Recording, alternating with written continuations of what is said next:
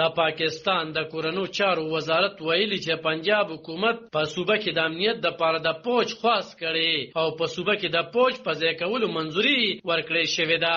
د خیبر پختونخوا حکومت هم د کورنو چارو وزارت ته په صوبه کې د امنیت ټینګ ساتلو د پاره د پوج په ځای کولو خاص کړي دي. په خیبر پختونخوا کې د نگران حکومت د اطلاعات وزیر هم میډیا ته تایید کړي چې دوی وفاق ته په صوبه کې د پوج د ګمارولو خاص کړي دي. په خیبر پختونخوا کې د نگران حکومت د اطلاعات وزیر بیرسټر پیروز جمال ویلي دي چې په چکدر کې تحریک انصاف غړي د چترال سکوټ په کیمپ ورغلي. په هغه کې انخته شوی یو تن وجل شوی او 11 پورې کسان جوبل شوی دي. هغه ول چې صوبایي حکومت د کورنو چارو وزارت ته په صوبه کې د امنیت لپاره د پوج په ځای کولو خاص کړي دي. نوموړي زیات کړي چې د پرون راسي په صوبه کې په احتجاجونو کې سرکاري ودانو ته تاوانونه اړول شوي دي. دوی د روانه جوړونکو معلومات راټولوي او په صوبه کې په روانه کې کاکړ د سلو پورې کسان نیول شوي دي.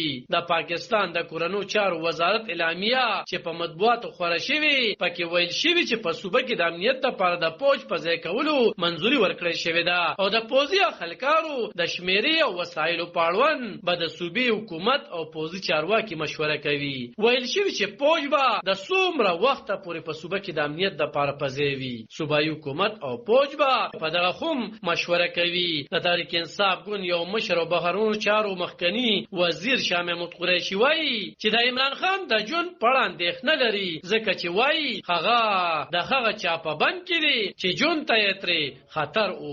قریشي په یو ویډیو کې د پاکستان په دوو لویو صوبو کې د امنیت لپاره د پوج پر رابللو هم پوښتنې راپورته کړې دي. د پرون مازیګر نه تر شپې ناوخته پورې د پاکستان تر ټولو غټ ښار کراچۍ، لاهور، پیښور، کوټه او یو شمېر نورو لویو او وړو ښارونو کې د عمران خان د ګوند پلویان په پوځي ودانو هم ورغلي وو. په سوشل میډیا باندې خورې شوي